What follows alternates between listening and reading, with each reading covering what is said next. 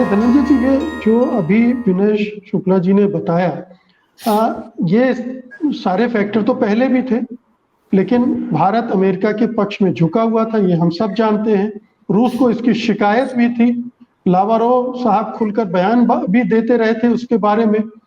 ये जो सिचुएशन बदली, तटस्थता की नीति वापस आई है, वो दरअसल जो फायदे मिल सकते हैं रूस के साथ खड़े होने, उसकी वजह से आई है। लेकिन ये क्या स्थायी चीज हो सकती है?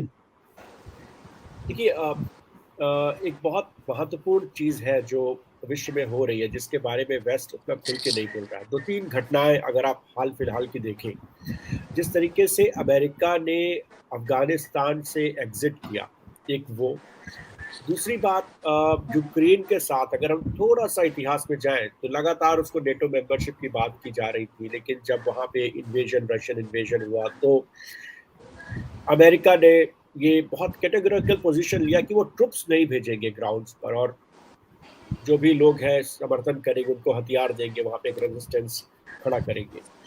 अगर आप इसको ही देखें तो अमेरिका और यूरोप के अंदर भी ये जो पूरा कॉन्फ्लिक्ट है उसको लेके कई सारे ओपिनियन ऑफ डिफरेंस है। इतना आसान सरल नहीं है जितना तरीके से अमेरिका या और लोग इसको प्रस्तुत करने की कोशिश कर रहे हैं। जर्मनी का इस पे ओपिनियन ऑफ डिफरेंस है, हंगरी का ओपिनियन ऑफ डिफरेंस है, क्योंकि ये लोग बड़े पैमाने पर रशियन गैस और एनर्जी वहां से इंपोर्ट करते हैं, और अगर वो नहीं आएगा तो प्राइसेस बढ़ेंगे, इकोनॉमी के ऊपर असर पड़ेगा।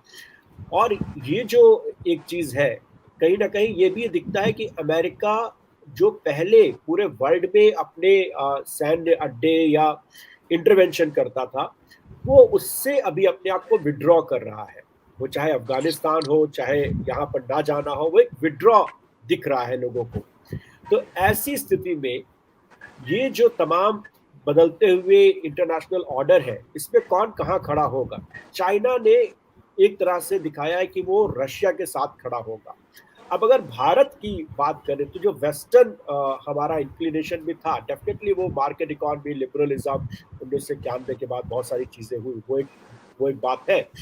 लेकिन उसके साथ ही साथ जो वेस्टर्न कंपटीशन है चाइना के साथ, वो इंडिया के इंटरेस्ट में था, और इसीलिए इंडिया का इंक्लिनेशन वेस्ट की तरफ थोड़ा ज्यादा बढ़ रहा था, चाहे वो इंडो पैसिफिक की बात हो, चाहे क्वाड की बात हो।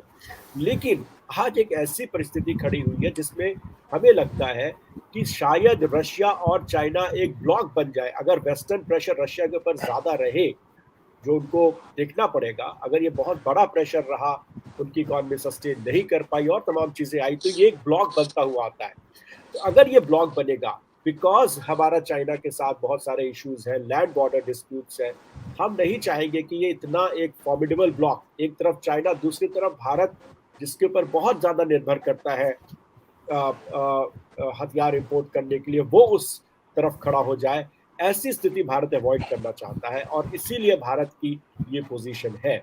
तो अंतर्राष्ट्रीय समुदाय को भी ये समझना चाहिए, ये एक आसान पोजीशन नहीं है भारत के लिए, लेकिन भारत के लिए एक अहम पोजीशन है।